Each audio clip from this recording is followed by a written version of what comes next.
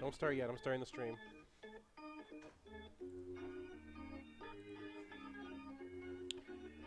Okay.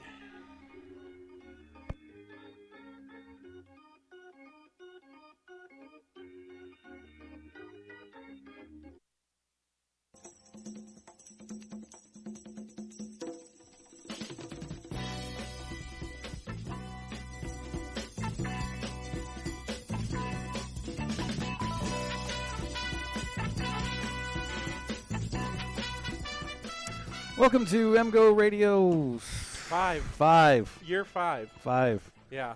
5.0. Feels longer than that.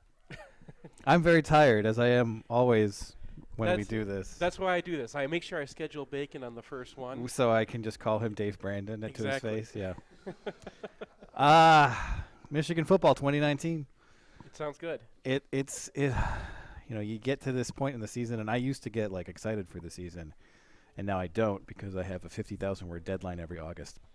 But I understand some other people are excited about the upcoming season, and we are here to fulfill your need for content. And we're here thanks to some people, aren't we? Yes.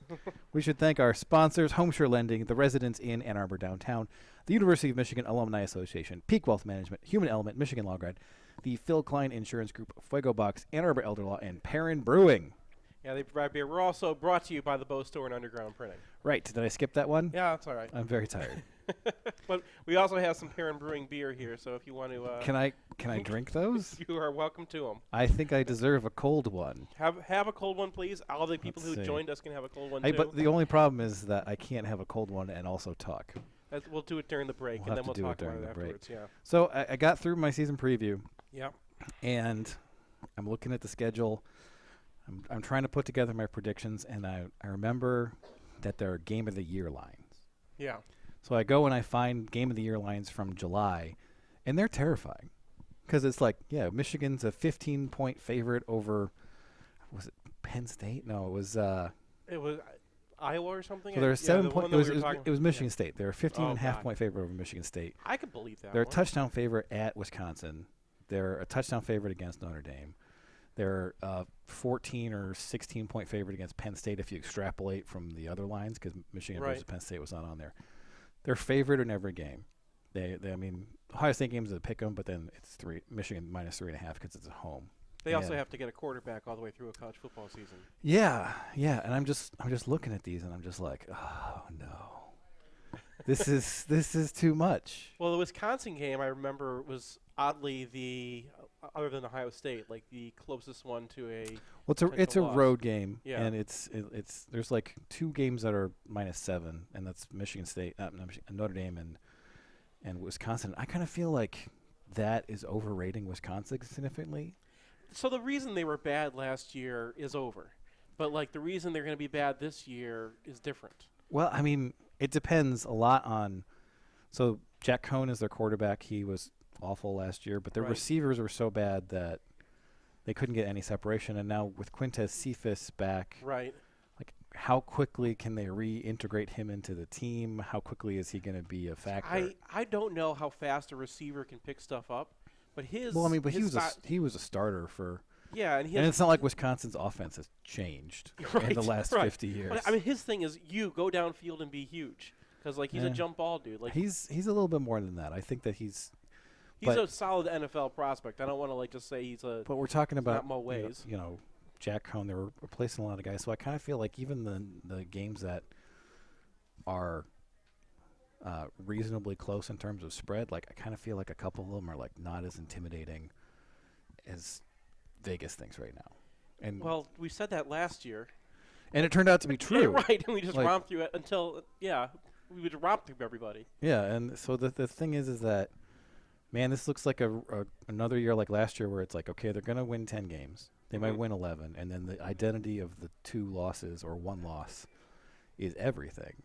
So And so Michigan had the least satisfying 10-3 season ever because they lose to Notre Dame, they get hammered by Ohio State, and then they kind of go out and lay out an egg in the bowl game. Right.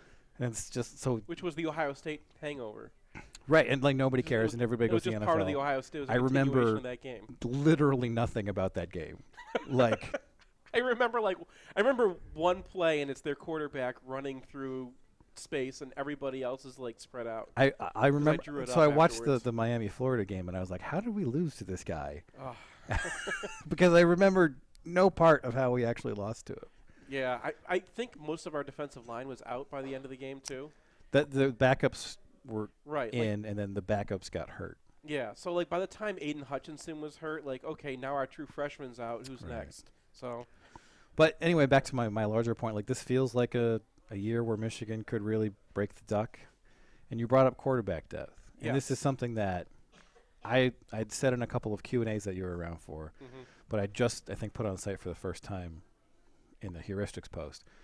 For the duration of this really bad period against Ohio State, it always seems like when Ohio State's quarterback goes out, and he's gone out pretty frequently, yeah, like they bring in Braxton Miller or Kenny.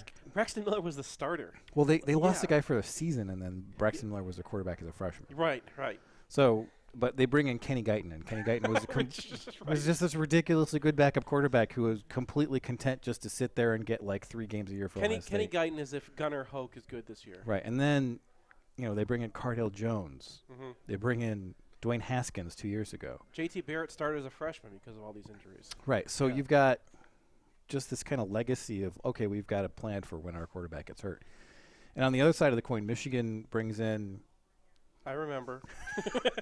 Do we have? Does everybody remember? Does anyone not know? You guys know. Yeah. You guys know. We all know. We're aware of the situation. Threet and Sheridan, let's just say. And for the first time in a long time, that dynamic is reversed.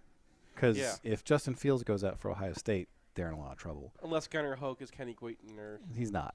Yeah. He's a grad transfer who didn't win the job at Kentucky. Yeah, and the notes coming from there sound pretty nervous. Right. So, and like just the shape of how that quarterback battle went is kind of like Fields is a talent, but he's a true sophomore who changed schools. So he's learning a new system for the first time. He got beat out at Georgia. I feel like there's a lot of wobble in that quarterback room, and he only started. He didn't start any games. He played in one game extensively, and it was MTSU. Yeah. So I actually accidentally started watching it because the only people I could watch MTSU against is Georgia. It was them in Kentucky and a bunch of Anyway, his stats look great, and his throwing on and off. They'll probably give him like full series at some point, just because they're that confident in him. So this dynamic where Michigan loses a quarterback and then it's time. Can't fake it. Well, we did for 11 games, and then we didn't. We ceased faking it. But so I think a lot depends on a couple of guys. So when you look at the whole team, there's nobody on offense who I think is like a fulcrum for the season. Right. Because like if Peoples-Jones is injured, it'll be fine. If Shea Patterson's injured, it'll be fine. Like maybe you get to that with the tackles a little bit because of the Stuber injury, but to me, it's Duamfor, it's Brad Hawkins, and it's Ambry Thomas. Yeah. So Duamfor is the only guy who's going to be able to give Michigan pass rush on the inside. I mean, maybe Jeter, but or maybe one of the freshmen later on. Maybe. Freshman defensive tackles are always bad, so there's almost no exceptions for that. They're Mike Martin as a backup.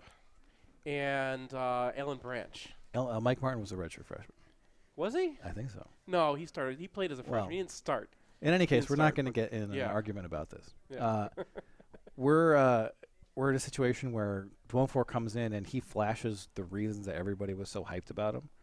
So he is really legitimately an excellent interior pass rusher, but he just can't play because he just gets sat on whenever anyone double teams him. And so he has a foot injury in the Maryland game. Right. And that's my favorite injury of all of last year because he keeps playing on it, and now we can be like, all right, if he's healthy, if he's all there, then maybe he's a different player than he was last year, especially because, he's a year older. He's maturing. I feel like our expectations for him would be a lot higher if he played this spring and if he, played in fall. Like, my favorite injury he of the offseason. He practiced in fall. Yeah. So his injury this offseason was actually an arm thing. We've got a picture of him with a soft cast on. So they had a press conference where it's like, Mike Duamfor, he's doing some things in practice and not doing some other things. And I was like, oh, no. But then it's his arm. And, who cares? Like he'll be fine. Like if he broke his thumb, he'll be fine. Yeah. If he did something else to his foot, that's a problem. But Dwumfor is the guy who allows you to have. Dwumfor is the guy who allows you to have defensive ends that are singled up because he needs actual attention. Right. And then Hawkins, obviously, like Michigan is a team that runs a lot of man coverage over slots with safeties. And last year, they go to outside leverage. They give up a lot of slants, and then to combat the slants, they nerf their linebacker blitzing. And the thing that really jumped out to me is I went back and I looked at tackles for loss from the linebacker level. And Michigan had 44.5 2 years ago, and they had 21. I'm surprised you had to go back and look. They had 21 last year. That's John Bacon, everybody. But he's not in this segment. He's in the next one. I don't exist, but that was fascinating. So, and even if you delete like the 8 tackles for loss Minnesota handed Khalil Hudson on a platter, that's almost halving the amount of havoc you're getting from your linebacker level, and that feels very un-Don Brown. Right. Well, they couldn't defend those slants the way that they wanted to, and still defend. They got really freaked out about fades, which was like the one problem the year before. So they overreact to fades, and they play those guys outside, and because of that, they're giving up the inside unless you're really athletic. So it works out such that it seems like a good idea because the fades are off. Like the one time that Michigan State tried to run one, like Metellus was over the top of it and it was over. So that was a positive, and then you get the slants against SMU, and you're like, oh, this sucks. And they adjust, and then Northwestern can't really do it, and Michigan State can't do it, and Nebraska can't do it, and Wisconsin can't do it because you're buzzing all this stuff, and because you have like a rampant Chase Winovich, he covers up everything else because he's just killing everybody in the league. But you get to you're so dependent on basically one guy for most of your pass rush. The Indiana game where they're doubling him becomes a problem because you don't get the pressure you're expecting, and then the crossing routes start getting there because you don't have anyone who's getting the quarterback, and they can run all the way across the field. Difficult to defend. Now, last year that was Monet and Kemp. Right. So two guys who are just space eaters. Right. And like Monet especially. Kemp is a guy who people are talking up as a guy who's really improved a lot. When you need it that bad, like you always have to rate what they're saying against what the position looks like. A big part of my job is figuring out what off-season stuff is real and what's balderdash. Right. That's in the balderdash category for me. I believe everything everybody's saying about Jalen Mayfield just because of the way it got to me, the way that people talk about him. The Kemp stuff, I don't know. So, but we're talking about Hawkins. Yeah. Hawkins is a guy who he's big, he's really rangy, he can leap. He's his high school film is him at wide receiver just jumping out of the building. Right. So if that's your slot defender, and it looks like that's going to be the case, I'm going to take my shot. I'm going to take my risk with the slot fades, and be like, if you can hit this, you can hit it. Go to town, and then I'm going to get Khalil Hudson blitzing again. Then I'm going to get Josh Ross doing his best Devin Bush impression, and then I'm going to get my 44 tackles for loss from the second level of the defensive back. And that's how you have to play Don Brown defense. He wants to be sending 5 at least every single time. Right. So I think that Don Brown got trapped into being very un-Don Brown. Right. And at what point is Michigan not going to touch a quarterback in an Ohio State game again? Never. So I feel like Hawkins is a key because he's got to actually defend the slot fades if Michigan's going to go back to the rampaging ways. And then Ambry Thomas. Get better soon. You can't live in college football with 2 cornerbacks, and Michigan might have 2 cornerbacks if Vincent Gray works out. If he doesn't, then you can probably get through most of the season with Vincent Gray. Yeah. Everyone is focused on Ambry Thomas because of everything last year when they didn't put in Ambry Thomas out there. Yeah, well, it is a little bit of a question mark, right? Because if Brandon Watson, he's a good player. Yeah. But he wasn't good enough to never play Ambry Thomas, right? You rotate him in at points when, you're up 2 touchdowns against Penn State or something, and you see what you got there. And they never did that, and that I'm a little bit skeptical Some of the quotes over the spring, too, for Ambry was like, oh, he's night and day from last year, and he's really picking it up now. Yeah, which says not exactly what you want to hear. Like, it's not the worst thing, but that's good that he's picking it up now. But it kind of suggests that maybe last year he wasn't. He was just a fast guy. Because prior to last season, I think we were assuming that Thomas would flash and we'd be like, okay, this guy is going to be the next Jordan Lewis. He's going to be the next Lavert Hill. Yeah. And he's much more of a question mark, even disregarding the fact that he has ulcerative colitis, which is something I learned about this offseason. Football teaches you things. We now know about ulnar nerves and ulcer. Yeah. That's life as a Michigan fan, finding out about the horrible ways in which your favorite players have been eviscerated. Right. They also put a lot on Ambry Thomas's plate. I think that last year they felt they didn't need him that much. Well, he played some offense, which was a little bit weird. And kick returner, kick returner is just that's still practice time. It's still time away from your unit. If I was in charge of the kick return unit, my practice time would be like, you got it. It's fine. And then we'd practice stuff that actually matters. That's why we don't put you in charge of the kick return. I would be really good at coaching kick return because I'd be like, why don't we do some stuff that matters in football? Please don't ever say this around a football coach. They murder people who knock special teams. Nobody's going to murder me. They have no patience whatsoever when you knock. If I get murdered, it's going to be for my local politics takes, not my football takes. That's true. I've got fair. People are really uptight about this stuff. Anyway, let's take a break, and then we can pretend that John Bacon is actually here instead of pretend that he's not here. All right. Let me just tell you a couple things to keep in your mind while you're out there. When we take the field, we're going to win. We've got big goals. We've got big ideas. We've got to win this game, and there is no game on the remainder of our schedule more important than the one you're going down to the tunnel to play today. Now let's go. Let's go. Underground Printing is proud to present The Bow Store. Visit us at our new location at 333 South Main or online at www.bow.team.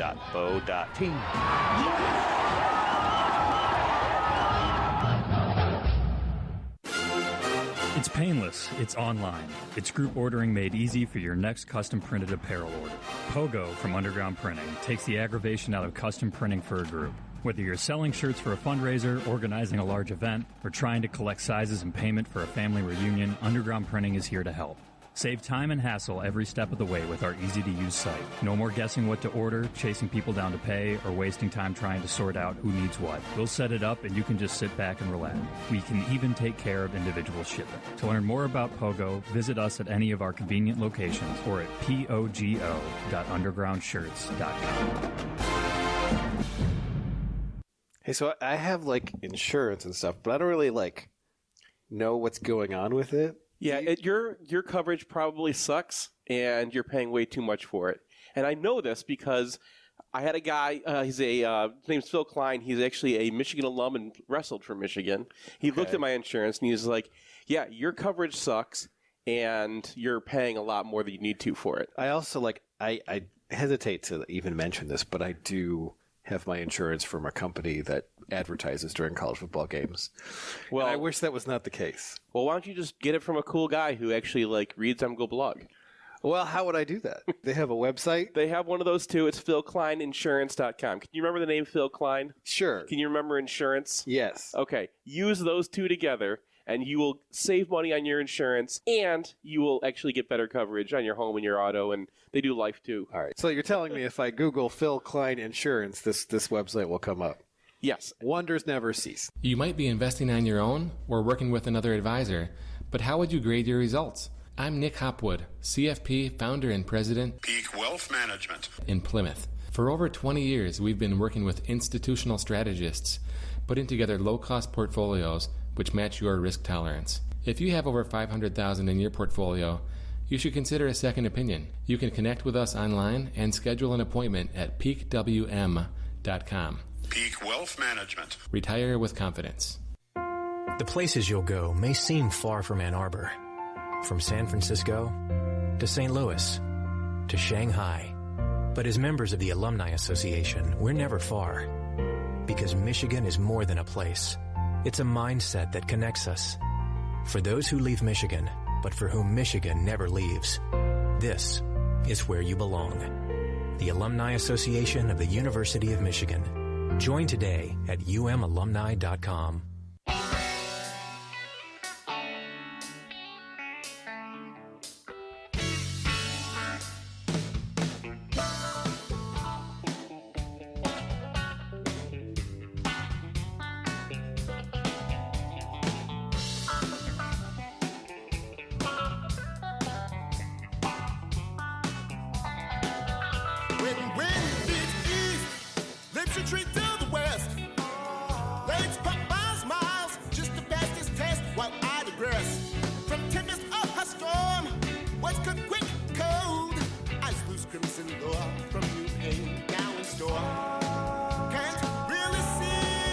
Hey, welcome back to MGoRadio 5.0. Now John Bacon is officially here. How you doing? Doing well. Thank you for asking. You can tell that I'm doing well because I'm calling you by your actual name. For the first 9 seconds. We'll see. I have opened a beer, so all hell is going to break loose. Hopefully not. Probably not. How you doing, John? Shockingly well. Yourself? Here you got a book out. You've heard that correctly from apparently quite a few sources. You have been on my feed a lot with people from, I don't know, we'll call it the South, who are a little bit unhappy with certain things about this book. And they are allowed to be. The quote, by the way, was misconstrued. All right, so what is the exact quote? So Harbaugh Wait. What is the exact book? It's Overtime. Jim Harbaugh and the Michigan Wolverines at the crossroads of college football. John U. Bacon, New York Times best-selling author.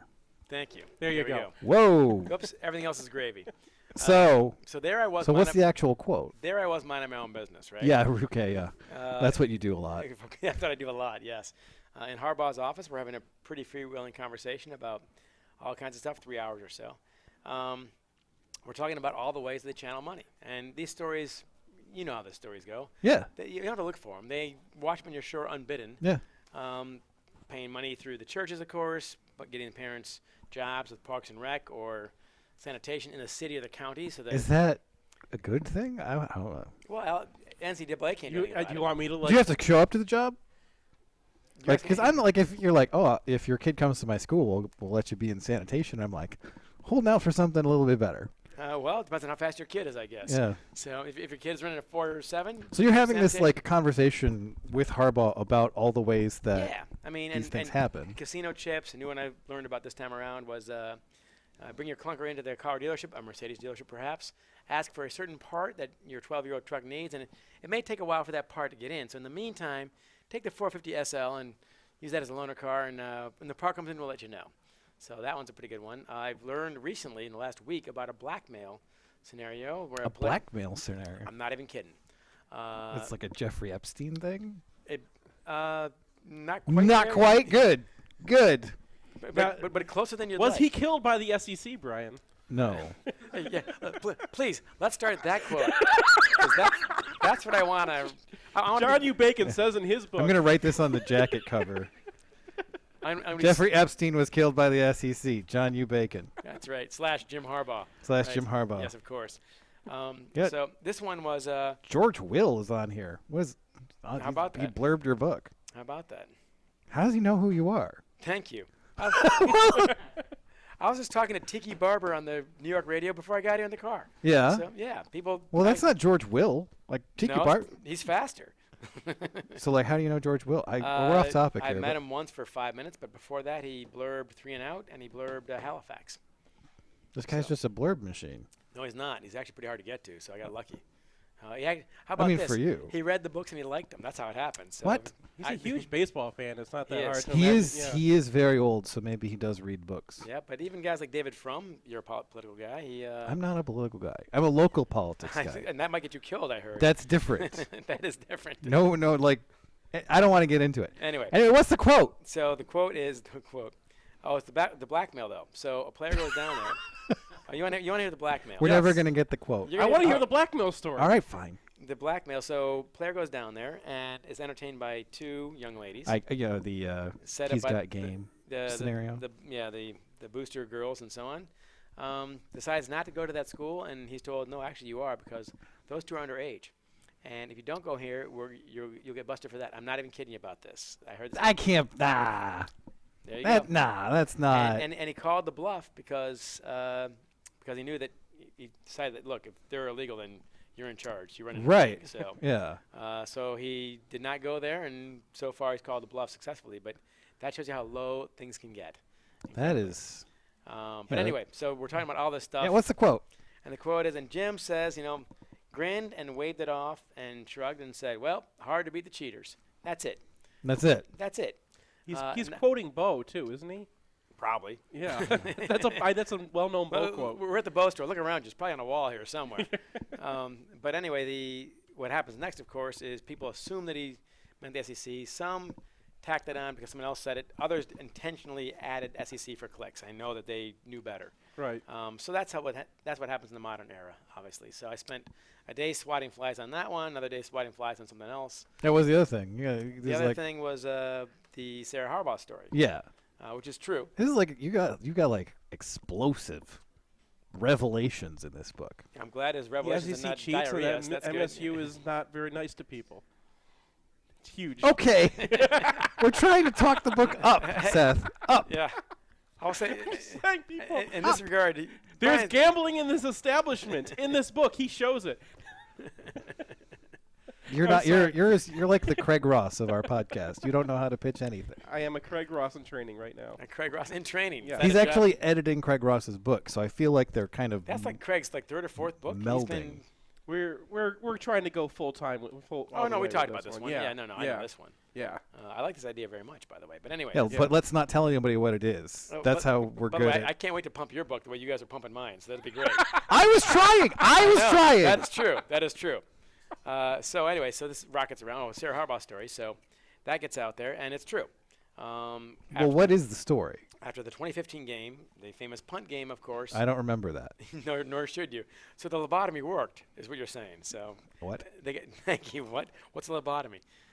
She goes out there after the game and slides against the wall and slides down, and she's in tears, as you might imagine. And the Michigan State coaches are cheering. They're going nuts, as you might imagine that also. And they walk out there, and one of them sees her and looks closely and probably recognizes her anyway. Sees the Harbaugh, and he goes, oh, boo-hoo, boo-hoo, like this. Wow. And that's like some and keeps 7th grade stuff. That was her take.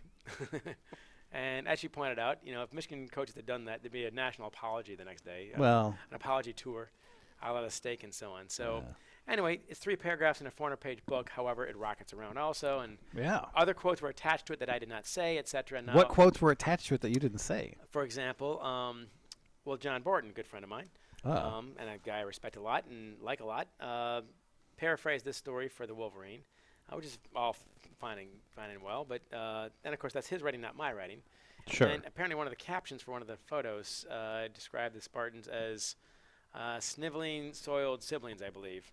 And so that one is coming to me all day long. And I'm saying, look, John Borton and I spell and pronounce our names differently. Therefore, different human beings. So sure. Whatever. But that's going to rile that base up. And look, you know how the Twitterverse goes. If it's third or fourth hand, it's just fine. And no matter how mangled it might be. So anyway, that one's rocketing around as well, but also the experts are as well, including yours on the Michigan State business. What? Yeah, the one the expert you ran Tuesday. Oh, yeah. Oh, yeah. What? Oh, that one, yeah. Oh, yeah. The excerpt. This is kind of this is a busy week for the blog. Yes, it is a busy week for the blog. I did like top page it into one of those 4 boxes so that people could find it because you were just churning things out after. What? Everybody knows what preview week is like. There's no surprises here. Okay. Very true. I think the publisher is actually advertising on your site, though, I believe. Yes, they're going to be, yes. Are they? Yeah. Or they will be after September 3rd. So. Yeah, after our advertising is working again. we're having a little bit of a thing. A thing, yeah. It's you go to the site and it's kind of like, remember Bonzi Buddy? Kind of feels like that. Bonzi Buddy. You don't remember Bonzi Buddy? I'm 55. Yeah, but this happened like 20 years ago, so I thought you might have a shot. It was like do we need to get into this? It was just like a little it was an app that on your computer you'd have this like cute little purple gorilla. And hypothetically, he would be helpful, and you could tell him to take. You do remember Bonzi Buddy? It was like the clip guy, except for this thing installed all sorts of wormware into your computer. Exactly. So we're not doing that, but it kind of good. It has kind of like an early '90s. There are Bonzi way too many ads thing going on now. We don't know what exactly is happening, but it is not our intention for that to be permanent. obviously. I'll pass that on to my bosses. They'll appreciate that. So it is not their intention for this to be permanent. It's like Bonzi Buddy without the malware. So please don't pass it on to them. Bonzi Buddy without the malware. That's going to be the new site tagline. That's good, right? That's great. Once in a while, it goes really well with Dr. Pepper taking over our banner. Well, once in a while, Pitbull. you encounter a series of words you've never heard before in English, like Bonzi Buddy without the malware. Yes, that is one of those sentences that probably no one's ever said before. Exactly. I'm really surprised this segment got off track. What'd you say today when you're talking on the phone? You said it always gets off the rails delightfully. Yeah, that's about right. Yeah, except for the delightful part. But there we go.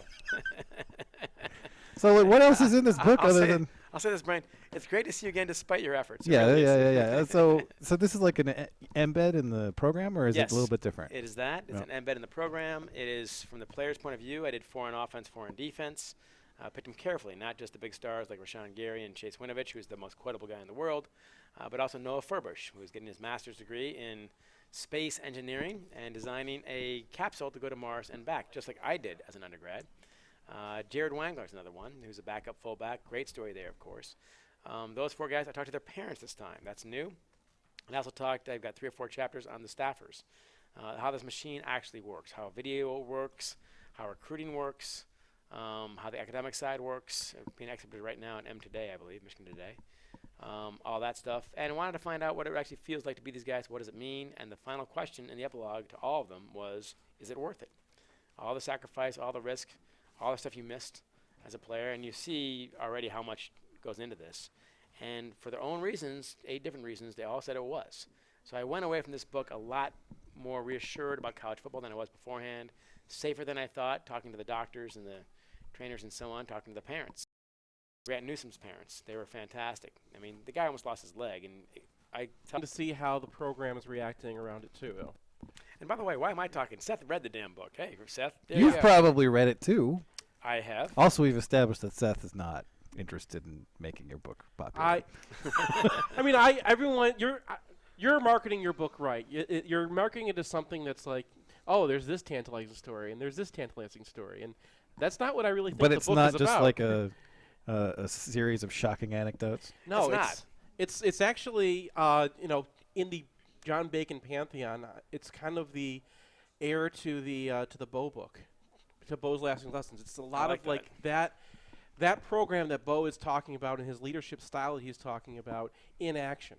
And he kind of goes through every single piece of the program. You go into the guys who are the video editors and how they work and how they do their jobs, how they choose the footballs to play with and how that's done. Like the attention to detail on every single level of the program, all coming down to these players. And I think one of the most important things is there's $1 million per player that the program puts into them. All right. Not just scholarship players. Just every single player on the team gets about $1 million spent on them. Spent on them and their equipment and whatnot. Not paid.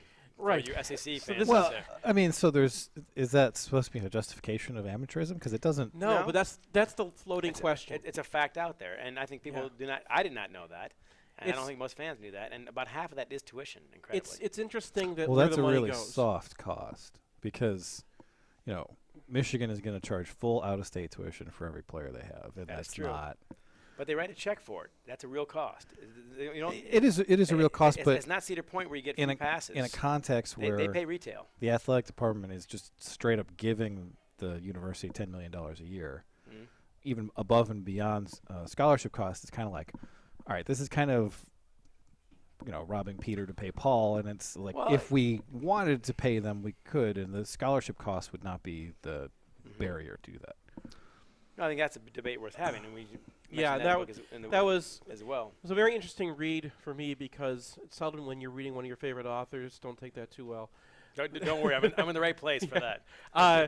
That you get to actually converse with the author while you're reading the book, and I got to text along with Bacon a little bit when I was reading the thing. That was fun. Yeah, but and that some of the. I didn't want to criticize too much. I wanted to you were putting I wasn't going to put that in there. I'm saving it for my Thank you. my thing. But I didn't want to get into an argument with you then about paying players and what and how the finances in college football should be working, because I think you go through and show very well where the money goes. and why it's going in that direction. It's obvious that, like, to get the players to come and to have this, you have to be putting that kind of money towards these players. If one of them wants to go get a pilot's license and it's $20,000, then no Furbush, right? Yeah, then they'll pay for it. But why is it that way, and why don't you just pay them the money when that money is there? As opposed to a fancy locker room trip to Europe, etc. Or like, you know, a non-revenue sport coach making $500,000 a year. Like, right. That's or another administrator. And where does that money come from? From one place. It's football, obviously. Basketball too, but mostly basketball. football. Hutch comes reasonably close to paying our bills. Softball and hockey are about break even. Yeah. So, I mean, but we are talking about like moving these people from, you know, $200,000 up, and then we're talking about, you know, a guy like Denard Robinson, who had his cup of coffee in the NFL, now out of the NFL, you know, is an analyst at Jacksonville. What's his financial situation, and shouldn't it be significantly different? I agree with that. If you're Denard Robinson, you're getting a bad deal because his number 16 jersey is being sold all over the place. Right. If you're Jared Wangler and you're backup fullback to Ben Mason, you're getting a great deal. Right, but that doesn't mean that we have a whole system for this. It's called the economy. The capitalism I've been right. So like, have you heard about this thing? It's going around. So you know, Jared Wangler might have gotten completely unexploited. Maybe he's completely unexploited, and that's fine. It's basically socialism. Everyone gets paid one salary, and that's it. So. It's a very bastardized form of it, though, because the money is still coming in, and it just has to go through all these people before it can actually get to the players, and it gets the players in very strange ways. Right. Like locker rooms. Yeah. And there are here's things a belt. Right. It's a really cool belt. Or here's really cool shoes that you're not allowed to sell. What about the belt? I want to hear about the belt. Well, I just imagine the shoes I know about. And eventually there are going to be belts that like stretch and have computers in them, and they'll give them to the college football players. I see. You've thought the long view on this. Yeah, it's patent pending. I haven't actually heard back from the Well, that chapter's about 5 pages, I think, out of the whole thing, so the debate about that. My theory is that you have to separate you need a viable minor league in basketball and football, because even if you start paying these players, it'll be chump change. You'll be a poorly paid professional. Right, and that was the point that I don't most disagree with you agree on with that. Yeah. No, fair enough. But the interesting thing coming up. It's one of the few places, though, I actually expound on a theory versus report what I'm seeing. Well, sure. I also, it would be easier and more efficient just to be like, I don't care if someone's paying you. Like, if I, as MGoBlog, wanted when Denard Robinson in school was to have him promote my site, give him money. We're not to do getting that. Denard, Brian. Well, okay. We're getting Jared Wangler. If we want Jared Wangler.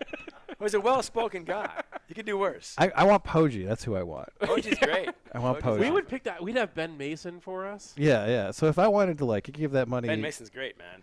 Give that guy some money to be like, go to mgoblog.com. You need him on camera though, because you need the mohawk, you need the whole thing. We're a very visual podcast. Henry Poggi we are a very visual podcast. Henry Poggi returns a fumble for a touchdown to beat Michigan State.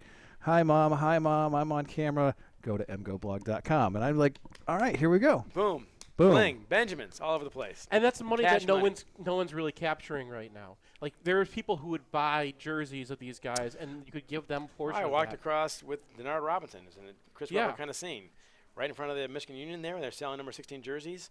And he's walking right past, having dropped $6 in his Wendy's, which is a stretch. Which is not money that anyone's capturing right now, except for once in a while when they I think figure that out a way to athletic departments are afraid that if name and image rights go back to the players, that stuff they're getting currently in donations will instead go to the players, which I'm fine with. But if you're an administrator who's basically dependent on the fact that the players aren't getting paid like this, it's a threat to your job, and therefore you can't want to have it happen. That's not right. So correct, but it is reality. I know, I understand it's reality, but that's where you hit the wall, right? Yeah. Who can fix this situation? Because it would have to be the NCAA. They're the ones who try to step in history when football got like this, and right now the NCAA is not getting us anywhere. They have. All right, let's. We can all agree that the current situation is a joke. Yeah. But the point of the book, though, is that we can debate how to play, how to pay players, what the future should look like, and so on. We can't debate what the rules are now. What's amazing is Michigan seems to be trying to play by the rules when very few do.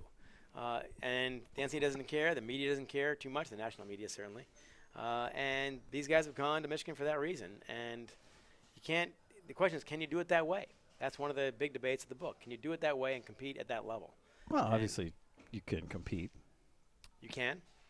You can compete. I mean, Michigan has been in the top 10 in S&P Plus for the last few years. They're that close. I think we all agree. I mean, I think Notre Dame's probably in the same boat. Notre Dame, Stanford, Northwestern to a degree.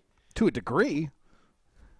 Oh, compete. Yes. I see. No. I thought you were like, man, you have no idea the crazy blackmail stuff going on at Northwestern. That's where I got the story. By the way, all right. Let's go to a break and let's come back. Go to a break, and we'll come back with all this stuff. But real quick, let's break some news here. Harbaugh was talking about Northwestern. Boom. Oh. Mind blowing. He actually did say that. Yeah. So now we're I am joking. Yeah, but we don't have to put that in the clip. All right, let's take a break. Recently, Seth and I were having lunch, and he asked me what someone in their 30s married with children should be doing with their finances. I rattled off some gibberish, and then he said, that's what your next ad should be. So here we go. Hey, it's Nick Hopwood, your MGO financial coach. I'm a certified financial planner, founder, and president at Peak Wealth Management. And it would be smart for you to start paying close attention at this point. I think you would want to consider the following. Max out your 401k. I like the Roth 401k, as long as your income is under $415,000 per year. Max out your Roth IRA. Set up your mortgage on a 15-year amortization. Add $500 a month for each kid's $529. Invest with the appropriate risk tolerance. Make sure you have enough life insurance to cover debts, education, and income replacement. Don't take out any credit card debt. Pay all your bills each month.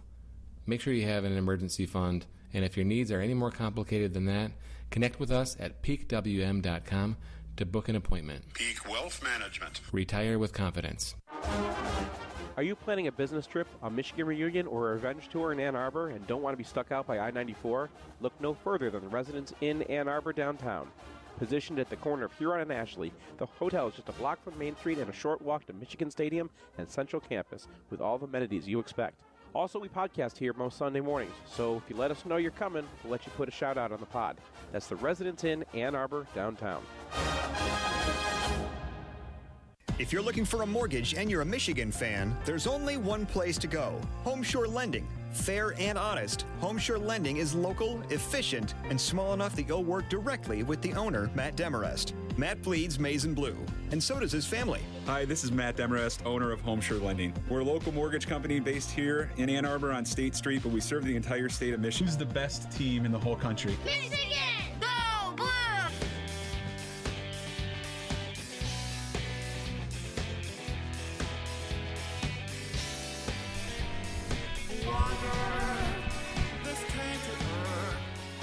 Hey, welcome back to MGoRadio 5.0, live from the Bow Store on Main Street.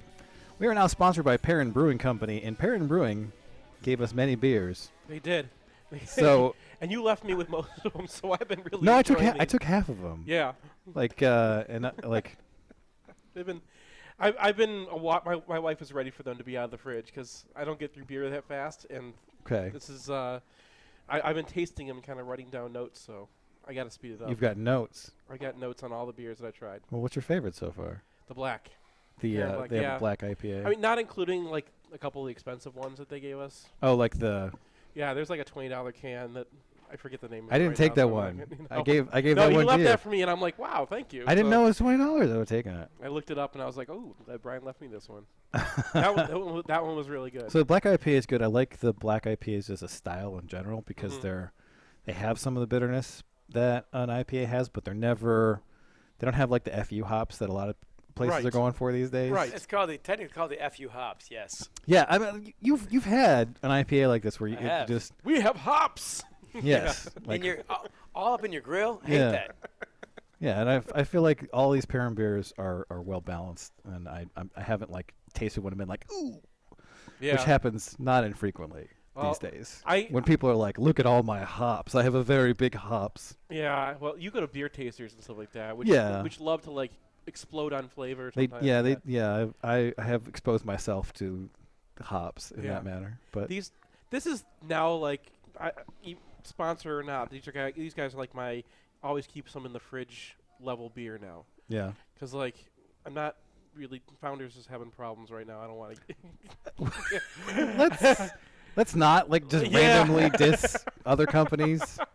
Let's focus. Anyway, where can you get Perrin beers? Yeah, I've been. You can get them at Meijer, Whole Foods, Kroger starting next month, I think, and any bar with any sense of taste. Or you can check out their selection on PerrinBrewing.com. PerrinBrewing.com. All right. Yeah.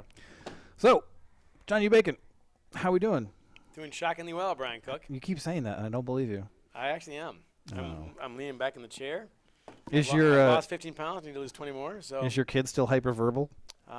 He is. You saw him, I guess. Yes. Included this. Yes. He's like I remember like a couple years ago. We go over there. My kid's like, "Da, yes," and your kid's like, "I would like to go outside, please. It would be delectable." Yes, with a surprising British accent. I didn't see that one coming. Where's he getting that? Right. So, Big Ten, 2019. How are we thinking? I think it's gonna play it's out? lined up right now as well in August 30th as it can be for Michigan as things stand. Ryan Day, and it's in the book, of course, and you know this from UFR, that it's a myth that Michigan's playing man-to-man the entire game. You know that they shifted, as he said, to zone 1, zone 2, zone 3. Got an answer for all of it. So Ryan Day is clearly a hell of a coach. The guys like him a lot. Seems to be urban minus the urban mania that can drive his staff and his players crazy. Well, the flip side is you've not been a head coach. So who knows if it works if you take a bad loss. And under Urban Man, they're always famous for the Purdue game last year. They always would just blow up somewhere out of nowhere. You never saw it coming. Michigan State games and so on and so forth. So see about that. My take is that they're as lined up right now as well as they have been, since 06? And even in 06. 06, they were 7-5 the year before, so no one saw them doing Yeah, all I that. mean, they're not coming off a 7-5 team at all. No, but all the pieces seem to be there. Well, 06 as much as they can be for a team that graduates players, obviously. So. Well, the 06 team, the 05 season was a 7-5 season, but if you go back and look at it, they lost in overtime. They lost freakish on games. freakish games, and it was like it didn't feel like. I don't remember that season now either, Brian. I remember it. I've wiped that one. I remember it because I called it the year of infinite pain. I know you no did. idea what was awaiting me in the future. Up to and including Minnesota trying to kill the clock to get to overtime. I remember. And instead of ripping off. We all remember. Yep. So, they put Prescott. Why am I doing this? They put Prescott Burgess at Burgess, defensive end for the first time in his career. Yes. Lined him up against an all Big Ten tight end. What could go wrong? What could go wrong? And then it did. Amazing they fired that coach. Let's why? Let's do a whole podcast on the 2000s. Well, one of the most interesting things about this year's Big Ten is the West is interesting. Weird. I think interesting. Anybody except Illinois can win it, and probably Northwestern. Even though they won it last year, I just feel like Northwestern they've got like a 5-star quarterback who was they weren't allowed to play last year, like a transfer. Yeah. But Hunter Johnson. Yeah, but who I actually watched play in high school because Really? he was playing Brandon Peters. Ah. And Brandon Peters was a lot better. And now he's at Illinois. Right. So this doesn't really fire up my Northwestern's going to be good juice. Of course, Michigan's got what? They got Wisconsin and Iowa. Yeah. No freebie as always. Illinois is close to a freebie as you're going to get. Yes, that is a By the freebie. way, are you a little surprised Lovie Smith could not get it going by now? No. No. Really? I thought that was like a retirement gig for him. And Yeah, look at his beard. He spends all his time on that thing, and honestly, that's the move. But I just don't feel like you can have that beard and also concentrate on coaching a football team. Can't be taken seriously. I'll tell you what. No, I take him very seriously. As a coach. No, as a beard enthusiast. Guys with the handlebar mustaches, don't hire them. Who has handlebar mustaches? Very rare, so don't hire them. See the problem. But, I don't. And the reason is the guy cares too much about his mustache than he does about his job. So well, this is my theory about exactly your point. The about funny thing is the father time beard. Basically, he's a defensive guy. He brought in his buddy Hardy Nickerson to be his defensive coordinator. Nickerson up and quits last year, and then really just talking about Illinois. Yes, they spend all off season looking for somebody. Don't hire anybody. He hires himself as the defensive coordinator. This is an epic explosion. He's the Dick Cheney of VP searches. They're going to be worse than Rutgers. There you are. By the way, There's your tag. There's your bumper sticker. No. Worse than Rutgers. I mean, we're just doing a segment on Illinois. Okay, All fine. right, let's move on. They have Reggie Corbin, who's a really good quarterback. And honestly, like, if you're giving me the choice of any quarterback on the Rutgers and Illinois rosters, I am taking Brandon Peters in a landslide. Fine. I'll take Brandon Peters above the next 5. But it's Brandon Peters in a rich route offense. Yeah, that's fine. I mean, he's okay. He can move a little bit. Yeah, I think they were such a good rushing team last year because of Bush. He was their quarterback and he was a running guy. Anyway, that's all right. So enough about any Illinois. chance of Michigan losing to Wisconsin? There's a fair question. Yeah, it's on the road. It's on the road. Noon game. Quintez Cephas is 11 back. o'clock there. They got to get Jack Cohn to learn how to quarterback. Yeah, he was like 5.5 yards an attempt last year. It's tough. I mean, 6 of these teams are on the top 30 that Michigan's got on their roster or their schedule right now. I would say it's like number 7 or 8 schedule they say in the nation right now, for what it's worth. Yeah. But it does set up fairly well in many ways. One of them is you get Middle Tennessee State, of course, tomorrow. You got Army, a weird team, which doesn't really help you much with the other teams. But bye week, then Wisconsin. It sets up fairly well. I think you should get some kinks out by October. You got to beat Wisconsin, obviously. I think watch the all-time trap game, the best trap game I've ever seen is between Michigan State and Ohio State, the Indiana game. Oh, yeah. They always play it tough for some reason. They always come close. Well, the Indiana game's always there. Look how many schedules we've had where Indiana's right before Ohio State and right after a Penn State or Michigan State. And they've unleashed the Penix. That's right. All right. Okay, I'll bite, as it were, on the Penix. Their starting quarterback this year is Michael Penix. I did not know that. So he played a little bit last year. He gives them much more of a run threat than Ramsey does. I think he's a better quarterback. I think so it's more of a running Penix. That doesn't make any sense. I recall Dick Trickle. All right, if we're going to have blue jokes, they have to make, like, sense. You can't just say stuff. Yeah. Right? He's not. He's what? Penix hard to beat. Where were you? Oh yes, I'm writing. There we go. Thank you. That makes sense. Thank you.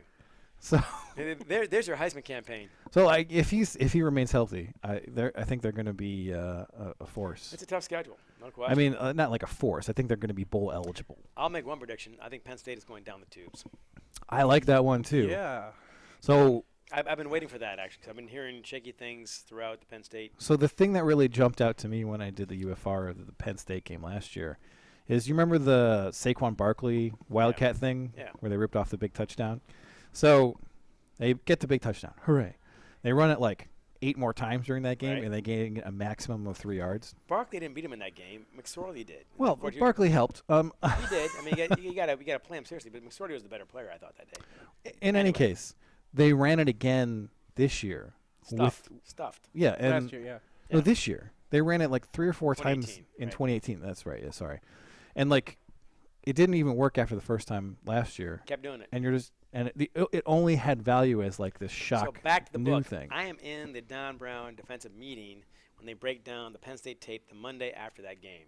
That is fun. The last year's game or 2 years ago? 2018. Okay. The fun one for Michigan. The fun one, yeah. That's that is the apex of the book, right? Like the happiest everyone is. The happiest, yes.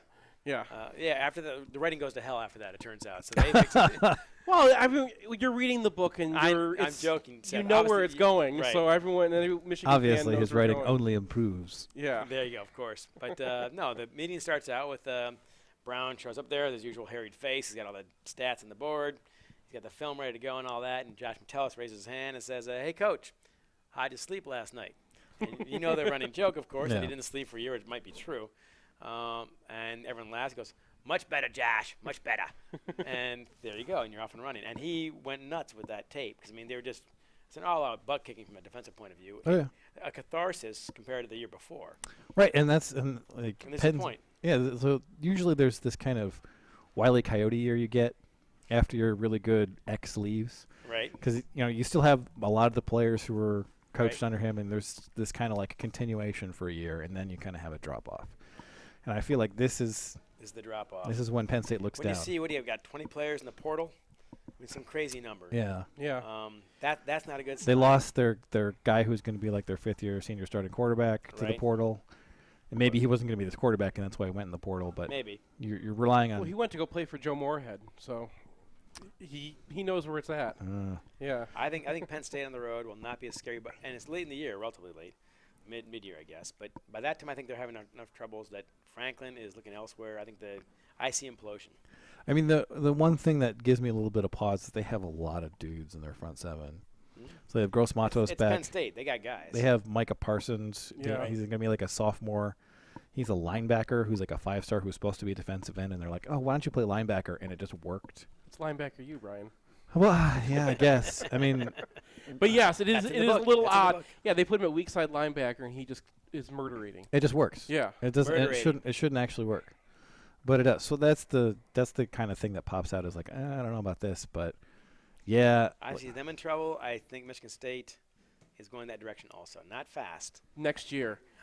Michigan State is like looking at the precipice right now. The sad part for Michigan fans, of course, is it doesn't matter in some ways that once you 2015, 2017, etc., you tee it up, that's a voodoo game, so maybe it doesn't matter what they're doing otherwise.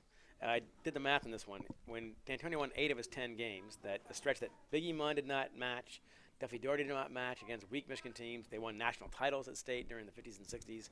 They did not match 8-2. Of those 8 victories, 4 of them were upsets. Michigan was favored to win 6 to 10, incredibly. So D'Antonio's got the upset thing down. So that's a weird part there. But I think Michigan State will be down this year, relatively. I think they pulled the like Brady Hoke deck chairs thing with their coaches, and it's like Brady Hoke didn't do it nearly as much as he did. He like grabbed he grabbed like defensive coach and made him like the receivers coach. They're also going with co-defensive coordinators, co-offensive coordinators. Sorry, these are military operations, man. There's going to be a chain of command. Basketball, maybe that works fine. Hockey works fine. And football does not work at all. They have 3 guys on their offensive staff who've been offensive coordinators at Michigan State now, and all 3 of them are offensive line coaches. And they got them like one guy's on tight ends, I guess. Like one guy's on defense. It's ridiculous. And why is he so reluctant to get somebody in who can do this job? I don't get that. I think it's just you get to a certain point and you've had so much success with these guys, and you have to like act like you're fixing the problem. But I see. Well, maybe. I think that happened under Lloyd Carr too, where there were obviously some assistants who were just like not really hacking anymore, but they kind of stayed on. And that's one thing that Harbaugh has never done. Like, you give Pep Hamilton a 2-year contract for like $1 billion, and 1 year in, you're like, why don't you go to the XFL? So I mean that's which I don't think is a bad move for what it's worth. No, I mean I don't either. I think that's for Pep or for Harbaugh in this case. Okay, Harbaugh in this case. No, I think that for the first time since Rodriguez is around, Michigan is going to have an offense that could credibly claim to be like on the cutting edge. And Harbaugh's the only person who could do it. Mm-hmm. So I'm looking forward. I think it's going to pay off really. You have to give him credit also. How many 14-year NFL quarterbacks give the keys to a guy who's 34 years old who was not, driving when you're in the NFL? He did it. And you see in the book also, 2017, everyone knows how unhappy that year was. It's worse than 8-5 in many ways. He met with Karan Higdon. He met with, you read the book, of course. He met with Chase Winovich, and he said, come to Jesus. What went wrong? And they told him. They absolutely told him. He said, strength we don't like, the food we don't like, X, Y, and Z. And he changed all that to great effect. Changed the way you pick captains, changed the way they handle bye weeks. And this year, the big change, of course, eclipses them all, and that's handing the keys to a 34-year-old guy. Yeah. From Alabama. So I think that's pretty gutsy. It's pretty rare. So, Bakes, you have more connections than the rest of us. How much, this is like the question of the offseason, how much of the offense is going to be Gaddis, and how much is Harbaugh still going to be part of that program? Gaddis. Everything I'm hearing is Gaddis. I mean, he's calling the plays. But like it's his scheme. It's his. But Harbaugh still has a headset. Oh, yeah. And look, right. At the end of the day, he's got veto power. There's no question about that. And let's also concede for, let's stipulate in legal terms, Harbaugh's not an idiot. He knows some offense. He played for the NFL. Yeah. Exactly. He knows what needs to happen next. But by all accounts, the keys have been handed over. And you Harbaugh's can just see that in the way that the spring game went. Exactly. And the biggest thing is not, it's spread and so on and so forth. The biggest thing I talked to the players about is up-tempo. And Chase said that about Ohio State. Yeah, we went from from man-to-man to zone, this, zone, that. That didn't help, and they had answers. But what killed us was up-tempo. He said, second quarter, I got a tackle for loss. I'm in their backfield. I'm doing the X symbol. I'm doing my little dance. They're snapping the damn ball. And he said, I did not feel comfortable the entire game, that game. Even when it's close, 1 or 2 points, and it seemed like a dogfight. He said, man, we never had our bearings. We never had our feet settled, and because it was up-tempo. It's not the schemes as such. It's just the pace of it. And now you've got that at Michigan. So that, to me, might be bigger than all the rest of it. It's just how fast they're going to go and how, I heard you on the way here, of course, how that's going to prepare them for the other teams they're going to face. Yeah. And, I mean, who killed you last year? Indiana, Northwestern. I mean, those are for half at least. Those guys were getting after you, slants and all that, and up-tempo and quick. And guess what? Ohio State had the tape. So Right. Well, and one of the things that really hurt Michigan, I mean, they were like, 128th in tempo or something? Yeah, they were. On offense? Out of 130 teams. They were like, it was them and Army that were, like, dead last. And Army does it, like, specific. Right. Army has a reason. No, they want to cut the game in half if they can. They can't beat you in 4 quarters. Right. So also it's dumb to play them. But they it is, but Jim's doing it because, of course, he loves Army, Navy, and Air Force. That's why he's doing it. He's doing it? Yeah. He called the shot on that one? That's what I've heard. Tell him stop that. I love the military, too. It's from the Bo playbook. I hate to tell you. You can love the military on the other side of Eastern Michigan as well. You could pay Eastern Michigan $500 grand. And I mean, Army, you're right. I mean, as a team, you prepare for that does not help you with anyone else. No. Wishbone and so on, and they're good enough to beat you. We know that. Yeah. They almost beat Oklahoma. It's got to count for something. Yeah. So, but I don't see it happening. Look, Harbaugh's really good. You mentioned his staff situation. One thing he brought back from the Bo era, which is kind of lost in the meantime, is no favorites. And one thing that Bo excelled at is he didn't. If you're an All-American, a walk-on, if you're a senior or sophomore, did not give a damn. Whoever's playing better on Friday plays on Saturday. You have to John Wangler and Rob Lytle and Ron Simpkins. They said, screw Indiana and screw Illinois. I didn't care about that's a day off. That's a day at the beach on Saturday. We couldn't wait to get to there because during the week, Bo was driving us nuts in front of a weak opponent. Wangler told me, if I can get to Wednesday night team dinner, all right, after 2 days of full-line practice, Tuesday and Wednesday, and I'm still the starting quarterback, hell, the rest is easy. Thursday, Friday, Saturday, no problem. Tuesday, Wednesday are scary because the guy behind me, Bo will give him my job in a heartbeat, and I knew it.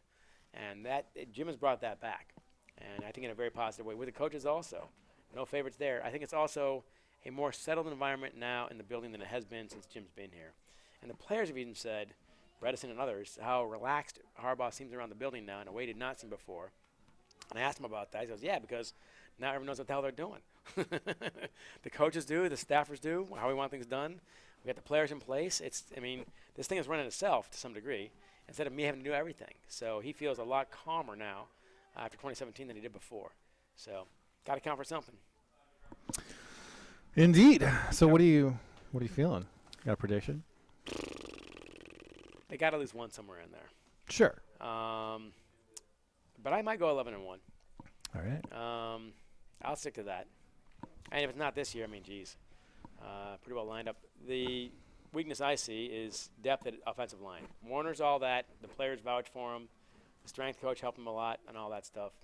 He said in the book that last year they got to 8.5. He said, we got 1 click left.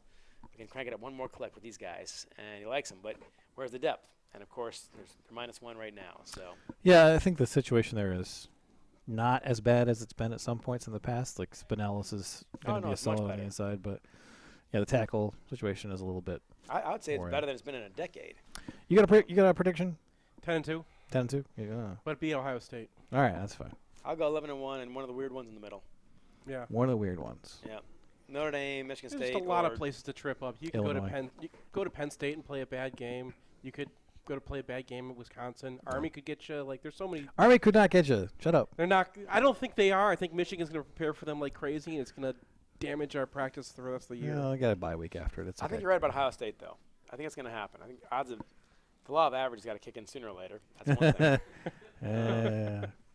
All right, it's been lovely having you. It's been lovely having you, too. Yeah. The man uses lovely without any irony whatsoever, ever. So thank you for that. You used to call me, like, the master. I still do. And like, hey, if you want to piss me off, Lieutenant. If you want to piss me off, jump on the book, of course. If you want to piss off Brian, praise his writing. It drives him nuts. Yeah. He feels deeply uncomfortable whenever I praise his writing, so I love doing it. Your writing's quite good. I hate to tell you. Maybe that's just my ploy to get more praise from you. Is it? To act like that's voodoo. Nicely done. All right, we got to take a break, come back, and we're going to talk about Middle Tennessee State. It's not a real state. Universities. Not a state.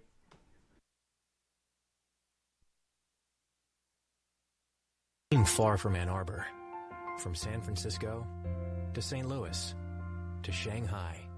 But as members of the Alumni Association, we're never far. Because Michigan is more than a place. It's a mindset that connects us. For those who leave Michigan, but for whom Michigan never leaves, this is where you belong. The Alumni Association of the University of Michigan. Join today at umalumni.com. Want the perfect game day outfit? Underground Printing has unique, great-fitting apparel and officially licensed apparel from legendary Michigan names like Woodson, Howard, Schembeckler, Ufer, and more. UGP also specializes in custom printed apparel and promotional items for groups, events, and businesses. Whether you need one shirt as a gift or 1,000 shirts for a charity walk, Underground can customize almost anything for groups large or small. To learn more, visit Underground Printing at one of our 3 convenient locations around Ann Arbor or online at undergroundshirts.com. In southeastern Michigan, the yearly cost for a nursing home averages $90,000. It doesn't have to, though. Reed McCarthy founded Ann Arbor Elder Law after handling a tricky situation for his own family. Years of experience later, his boutique firm works with clients across southeast Michigan, dealing with Medicaid planning, long-term care, and tax, disability, and family law, not to mention family dynamics. If you have a family member who may need that level of care, or if you're ready to start your own estate plan, Reed can give you a plan for the future. Visit AnnArborElderLaw.com or call 734-945-9693. That's 734-945-9693. Let me just tell you a couple things to keep in your mind while you're out there. When we take the field, we're going to win. We've got big goals. We've got big ideas. We've got to win this game, and there is no game on the remainder of our schedule more important than the one you're going down to the tunnel to play today. Now let's go. Let's go. Underground Printing is proud to present the Bow Store. Visit us at our new location at 333 South Main or online at www.bow.team.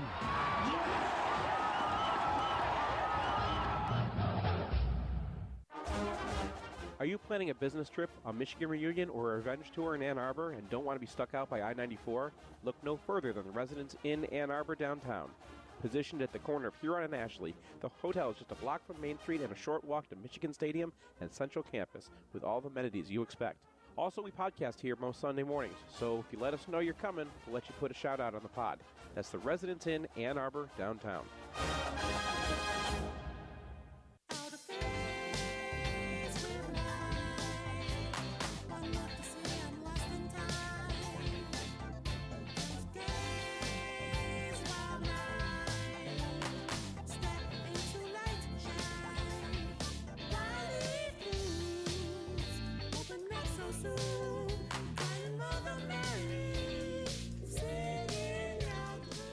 Welcome back to MGoRadio 5.0. Our featured artist today is Duke Charrell from Parliament Funkadelic. Wow. Yeah.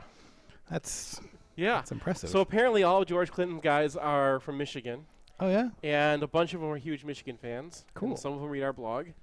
And so I put a thing out last year to like, hey, can we have some music to put on the podcast? And he was like, yes, but it's going to take me like a while to go through all the hoops I have to go through to like use our music. So in the meantime, all of his guys like do their own stuff. So we're going to be running a whole bunch of George Clinton's guys stuff. That is too cool for our podcast. We do not deserve this service. I want to get George Clinton on here. That's my goal for the year now. You heard it here live. That would be incredible. All right. I know nothing about the Middle Tennessee State Blue Raiders. Well, the problem is if I start telling you about them, you're just going to like say, okay, podcast is over as soon as I like get to like their weights. Do you know how tired I am? That would be fine. Okay. They are like 50 pounds smaller than the Michigan defensive. They're just 50 pounds smaller at every spot. Each one of those guys is like 250, 260. I saw a tweet today that Oregon State's starting slot receiver is 5'5", 140 pounds. That's awesome. And that's what he's like listed at. I mean, that guy's gonna die. He looked. You remember Ryan Brand from yes, of course. Maryland? Yeah, Maryland's. He looked like that. He was an Army transfer or something. Air Force, I think. Air Force, yeah. But yeah, so he looked like a 7th grader running around out there, and right. This kid looks like a 7th grader. It's amazing. But this is not about. But it's kind of about Middle Tennessee. So they're tiny. They have kind of a 7th grader out there who's awesome, by the way, Ty Lee. Ty Lee, yeah. I learned in the process of writing this that Ty Lee Is that the name of is that a manga mononym? character. No, there's like The Last Airbender has a character named Ty Lee. And the Last Airbender. Yes, and she's like a 14-year-old that everyone likes to cosplay as. So finding anything about this guy was the worst Google experience of my life. It was just like your wife's like looking over your shoulder, being like, "What are you doing? Why are you looking at like men dressed up as like a 14-year-old girl?" No, I swear, I'm looking for the slot receiver. Is there something you need to tell me about this? He's a really good slot receiver. Okay, so slot receiver. Yeah, yeah. Indeed. Anyway, I had to throw some. So Ty Lee. Airbender. Ty Lee's pretty good. He's not that fast. He's like a. Okay. He's tiny and slow. He's tiny and medium speed. What he does is he's like. His quarterbacks can't throw very hard, so by the time the ball gets there, he's like totally ready to like move with it. And so there's just a lot of plays of like him wide open, an extra beat for that ball to get there, and then when it does, all of a sudden he's gone, and you're kind of wondering how come the tackle wasn't made, but it's so sort of a Giles Jackson situation. We hope where he's got like a really good shuttle and he Giles Jackson, but slow. Let's call him that. All right, that's a good idea. But he's the star on offense. On defense, they got a safety who's really good. Their other safety, I think, is pretty good. He didn't play most of last year. And then they've got a 5'11", 206 weak side linebacker. That's like 20 pounds lighter than Glasgow. Yeah. So, I mean, he reminds me of Nico Allen. Their other linebackers are both 214 pounds? 6'2", 214 is what they're both listed at. They have a defensive tackle listed at 250? Yes. He was the nose last year. What? Yeah, I got a couple of clips of that happen of like just to like so you could see what that looks like. He's really like 6 feet tall and 250. I don't know why they list him at 6'2". Well, I do, but yeah, you do. Yeah, they're small and they get pushed out of the way. Their strong safety is bigger than all of their linebackers. Yeah. All right, so that's. I told you as soon as I show you just the roster. Like I love to talk about these guys and like the style of play. It's Schaefer, right? So it's Scott Schaefer as their defensive coordinator. So he's going to play a 4-3 where he's blitzing linebackers. I don't know what Scott Schaefer wants to do on defense. I know what he's been told to do. You know, it's really funny. He's actually running something like a 3-3-5. Well, it looks like he doesn't have a choice. Right, exactly. But it's a 4-3 with like a 3-3-5 mentality. Yeah. I'm sure he's, this is his third year there, and I'm sure this is like a reclamation project. So he's going to get the next job out of here. So they're tiny. Yeah, Reed Blankenship is the safety that you got to worry about. So okay. Both the cornerbacks are new. I'm choosing not to worry about him. Yeah, Greg Great is the guy who won the job first, and then they were banging out for the other position. All right, so Michigan's a 35-point favorite in this game. That's fair. What are we looking for after the game? Like, what'll make you feel better about the season? Oh, God, there's nothing to learn from this. There's nothing? Okay, I mean, the offense, are they bombing it? Or is, like, this is going to be a hard game for Harbaugh not to just, like, want to go back and tractor them. Yeah. Because they are a 250-pound defensive tackle. Like, I know. I heard that. How are you not going to tractor that guy? So, and like, you could just get out of this game in, a few possessions. All right. What about Brad Hawkins against Ty Lee? Okay. Is that something we can look for? Is like, okay, if that goes well, that feels good? Yeah, or just at least how they're lining up against him. Are they going to bring the linebackers and, like, actually run their defense? Or are they going to, like, play these guys? Because, I think you can get up on them and just kind of run your stuff for a while. Any interesting kickers going on for a guy from Bulgaria or Australia or anything? Cruz Holt. Cruz Holt.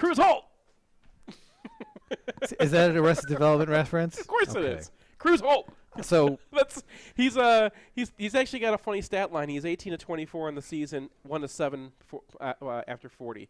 And I watched one of his beyond 40 kicks. So he's a chip shot guy. Yeah, and it lands. I don't actually 4 yards. I don't need a scouting report of the kicker. But I want a kick return. I need to tell you my opinion about Arrested Development. Oh, sure. I've never watched it, and I can't because everybody else I knew was always quoting it. It was so annoying that I didn't want to give them the pleasure.